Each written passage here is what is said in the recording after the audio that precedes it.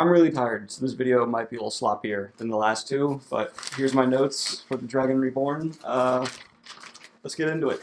If one more person points out my inaccuracies, I'll burn their house down. So just to make things a little easier, I'm going to clarify a couple quick things right out the gate. The World of Dreams is a world that certain people can enter when they're asleep, if you can't infer from the name. And in this world, they have complete control over the environment around them through their willpower. You can also do very specific things in this world, like move through need, where basically you say, I need this, and the World of Dreams will show you where it needs to go. The World of Dreams is very closely tied to the reality of this world. The second thing I'd like to clarify is what exactly this world is like. This world in reality basically has it so that reality is a factual fabric, and people can influence how this fabric is woven. And some people can influence it stronger than others. If you're one of these people that can influence the way the reality is woven, you are known as Talviren. Talviren have very strong influences on this weaving and fabric of reality. Our three main boys in the group, Matt, Perrin, and Rand, are all three incredibly strong Talviren, maybe the most strong of all time. And the last thing I'd like to clarify is what exactly Kalandor is. Kalandor has been dropped offhandedly in the last two books a little bit, and it is basically the sort of power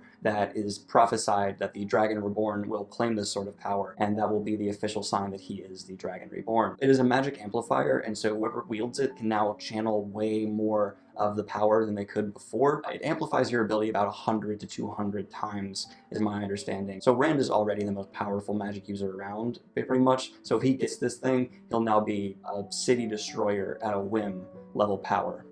Getting to where the book takes off. Why did I do that? Getting to where the book takes off. It's been a few months since the end of the Great Hunt. So Rand, Perrin, Moiraine, Loial, Min, Lan, and the Borderlanders are hiding in the mountains. A bunch of people started fighting in the country that they were in, some in support of Rand and some trying to kill those who support Rand, because false dragons are scary, and a lot of people just hear a man who can channel, and they freak out. Rand is constantly arguing with Moiraine because he really wants to go join the men who are fighting for him, because he sees it as people dying for him, and he's not even there to lead them, so he feels incredibly guilty. Moiraine is saying if you go and join them, you'll get captured or killed, and you'll end up like Logain, either gentled or dead. During this time, Rand is showing some really creepy behavior, and especially Perrin notices it and is really concerned about his friend. Perrin confuses it for insanity, but we, the readers, can kind of infer that it's the incredible amount of pressure being put on Rand. If what's being said to him is true, and he's not a puppet of the White Tower, Rand is destined to destroy the world to save it from the devil, and that's kind of hard for a farm boy from the middle of nowhere to get his head wrapped around. Perrin has been doing lots of errands for Moiraine during this time, and one of the errands he ushered in a woman who was a messenger from Moiraine into the camp. She's actually one of the Tinkers, the people in the last book that I wrongly called the Athomir. They're actually Tinkers, that are total pacifists. So Perrin feels very protective of her because she's such a pacifist. Well, that night,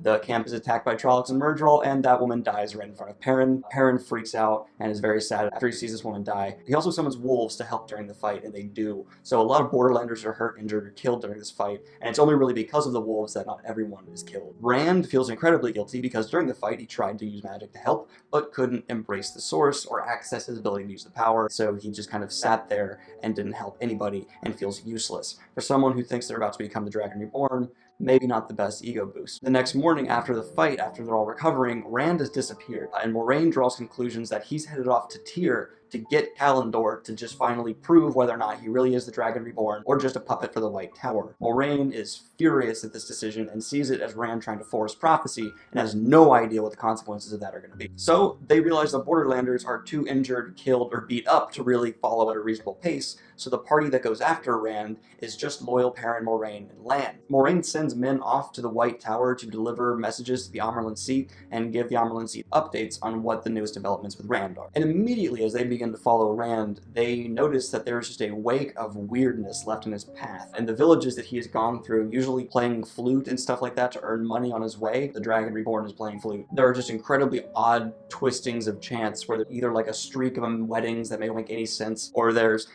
bags of gold found in someone's backyard, or just people dying, or new births, just all kinds of amazing miracles happening that logic can't really explain. There's two major events while they're chasing Rand that happen to this party. The first and foremost is at one of the inns they stay at, the innkeeper takes them out to a barn because he knows Moraine's an Aes Sedai and might be able to heal things, and shows Moiraine, Perrin, and Lan and the group that his brother has essentially turned into a feral person and thinks he's a wolf and has the same kind of yellow eyes as Perrin. Perrin obviously is scared shitless by this because he sees a man who's lost himself to the wolves he can talk to and thinks, oh my god, am I going to lose myself to the wolves and think I'm a wolf and lose myself as a person? So this scares him away from talking to wolves even more than he already was. Moraine says there's nothing she can do for the man, and Perrin eventually frees the man from the barn, lets him go on his way. You're going to see a trend here with Perrin and freeing people. The second major event is while they're in this one town, there's a bunch of Hunters for the Horn. These Hunters for the Horn are incredibly douchey and keep bragging about the fact that they killed and engaged a bunch of Aiel and that they captured one of them, and the one they captured is hanging in the middle of town. While this story is being told, there's this woman who's constantly staring at Perrin with this really intense gaze, fierce gaze, and so Perrin leaves the tavern because he's just kind of uncomfortable. He goes out to the Aiel in the cage and decides to free him, because screw it, he's not going to let them have this person in the cage. After he frees the Aiel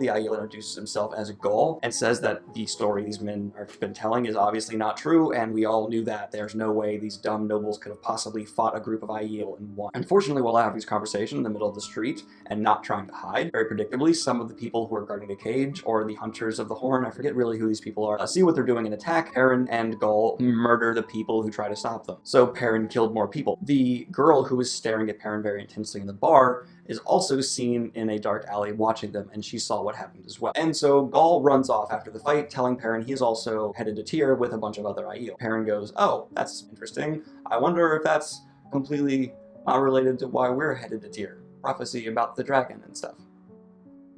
Perrin gets back to the inn where he left from and tells Moraine what he did. She says, you shouldn't have done that. We are trying to keep a low-key profile, but you basically just murdered a bunch of people and now we need to leave town. So they go to the nearest ship, they pay for passage, get on, and as they're about to pull out, the woman, who is staring at Perrin very intensely, leaps onto the ship and demands access as well, and then goes up and tries to talk to Perrin. They have a very awkward conversation. Perrin's not really giving her much. She says her name is the same name as Lan's horse. Perrin laughs in her face. Then she says her name is Fail. Side note, Fail means falcon in the Old Tongue. The Old Tongue is a language that was spoken long, long ago, even before the last Dragon Reborn. Min said that in one of her visions, she saw a falcon on Perrin's shoulder, and now Perrin's kind of freaked out because he's like, oh my god, is this the falcon she was talking? It's really obvious that this girl has a crush on Perrin, and Perrin's just kind of not feeling it. So they continue together as a new group with this Fail girl kind of just following them. During this stage of the journey, Perrin starts going into the world of Dream because he can talk to wolves, he can do this, and he starts kind of exploring this world on his own.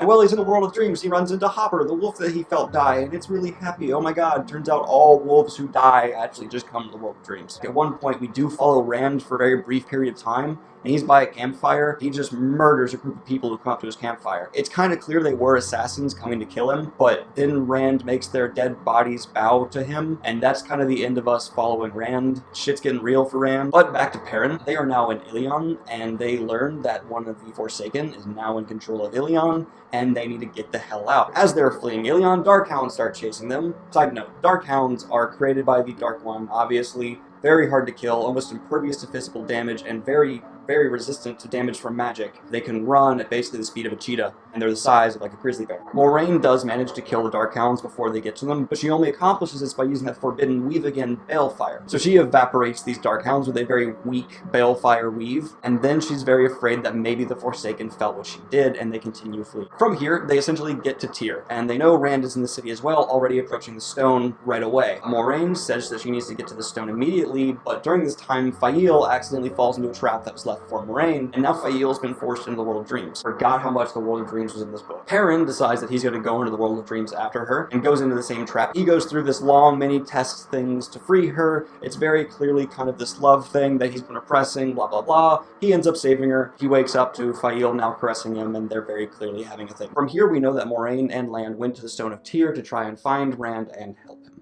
Cut to Elaine, Nynaeve, Egwene. And these two are brought to the White Tower and immediately brought to the Amyrlin Seat, where they are scolded for leaving, even though it wasn't their fault, clearly. The Amyrlin Seat then tells them that they need to hunt the Black Ajah because they're only the real people she can trust, because the Black Ajah just clearly tried to kill them. They were also given a letter from the Amyrlin Seat allowing them to pretty much do anything they want to under her authority. Egwene also learns that she's a dreamer during this time, and she starts being able to dream walk. She starts trying to use the World of Dreams to hunt the Black Ajah. Through various ways in the dream world, she learns that they need to go to Tyr to try and stop Rand from falling into a trap. So they go to Tyr, they get trapped, and it turns out they are the bait for Rand to get trapped in once he gets to the Stone of Tear, essentially the keep. While they're trapped in the cell, Egwene enters the world of dreams and manages to incapacitate the Black Aja sister guarding their cell, but the cell is still locked and they're all still shielded, not able to use magic, so they're kind of still stuck there. Cut to Mat. Mat wakes up in Tar Valon after being healed and separated from the bad knife that has been plaguing his character for the first 3 books. He now is incredibly skinny and incredibly hungry, and his body is clearly trying to heal itself. He also has massive gaping holes in his memory. After he wakes up, he's visited by the Amyrlin Seat, who instructs him basically to stay in bed for many weeks and try to recover. Mat clearly does not like that and wants to get moving. He's also visited by Selene, the same girl from the world a long time ago that Rand dealt with in the Great Hunt. Basically, all Mat decides is that he wants to get out. Unfortunately for him, he has almost no money, and the Amyrlin Seat has given his description to all of the guards and told them not to let him leave. Luckily for him, Egwene, Elaine, and Nynaeve come to visit him, and he tells them of their problem, and they say they actually need his help. Elaine wants to get a letter to her mother, the Queen of Andor, so she gives Mat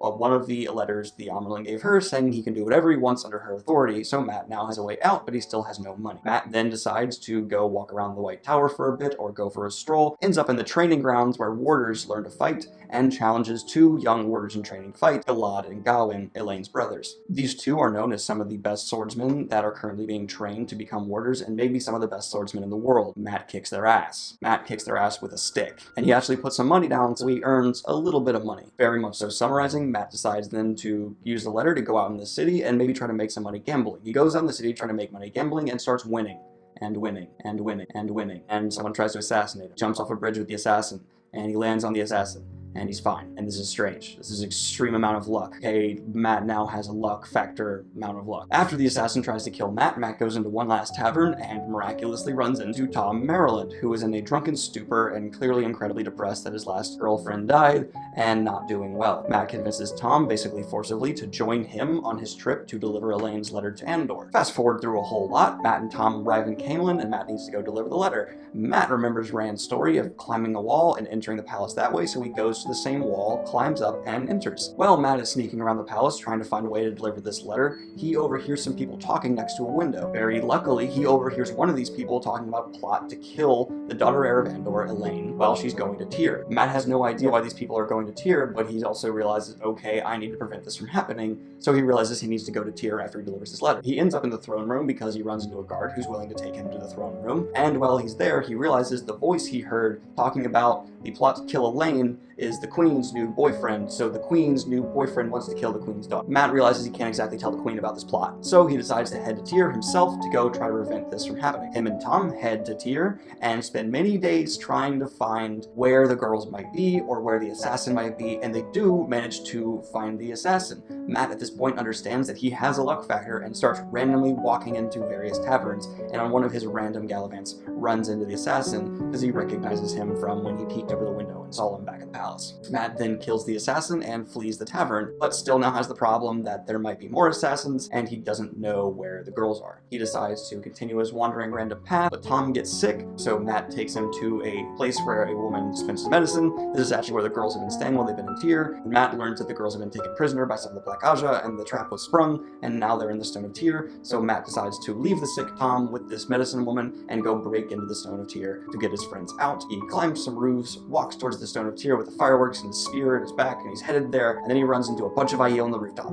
And the Aiel are not happy there's someone else as well on the rooftop with them. Mat manages to talk his way out of it, and the Aiel essentially say stay out of our way, and Mat agrees. Goes to the stone, puts a bunch of fireworks in a crossbow slit and sets them off, blows a hole into the stone, and then walks on it. Mat then heads to the cells, manages to find the cell that has Elaine, Egwene, and Nynaeve in it, and has a woman who's barely been incapacitated outside, manages to unlock the cell, opens it, and there are the girls. But instead of saying thank you, they kind of give him shit and walk off. During this time, the Aiel that are in the city have actually started attacking the Stone of Tyr, and because of some prophesied stuff, we now know that the Aiel are the people of the dragon, or a group of people that will be known to fight for the dragon. And now we cut to Rand. Rand is now walking through the Stone of Tyr and is approaching Kalandor. He's clearly not exactly stable from the inner dialogue we're hearing from him, and suddenly, Be'lal, one of the Forsaken, is there encouraging Rand to go and take the sword. Rand refuses and instead tries to attack Be'lal. A small fight happens, but more Moiraine manages to sneak attack Bilal and again kills him with Balefire. Moiraine then tells Rand that yes, it is time to take Kalandor. But then something attacks her, and we see the man that has been harassing Rand with the fire eyes come out, challenge Rand. A small fight happens, Rand realizes he's gonna die, so he does jump for Kalandor and grab it. At this point, the man with the fire eyes starts fleeing, and Rand starts chasing him.